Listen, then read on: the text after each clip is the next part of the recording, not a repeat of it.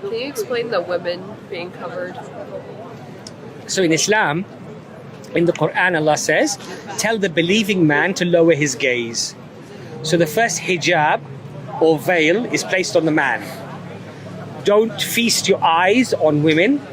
And as a man, you know when a man is looking at a woman, automatically, some of the things that perhaps going through his head, not necessarily very respectful.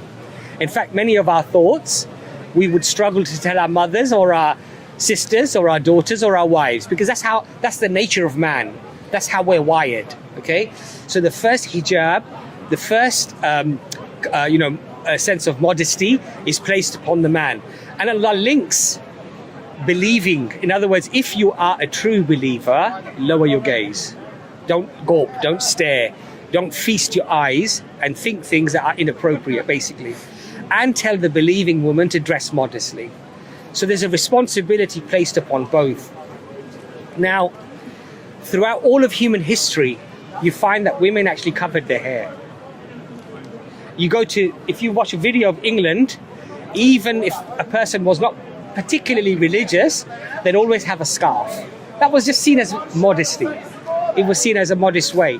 It was the norm throughout all of human history.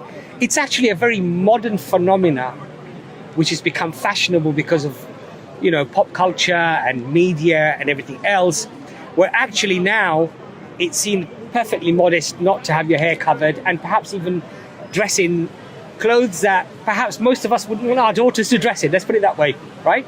And it seemed perfectly okay. But in Islam, this responsibility is placed upon both the man and the woman. By the way, the man has modest dress as well. So he shouldn't wear very figure-hugging clothes. He shouldn't be showing his aura, which is from his navel to his knees. That should always remain covered, especially in public. So there are controls on both. But the woman's hair ultimately is seen as a very, let's say, it's a sign of beauty. That's why women spend many hundreds, if not thousands of dollars on hair treatments and things like, to make her hair look really, really nice, because it's a feature to attract people by. And in Islam, we say that a woman's value is not in the way she looks. It's not in her beauty, but in her taqwa, her closeness to God, and her etiquettes, her manners, her decorum, her intelligence,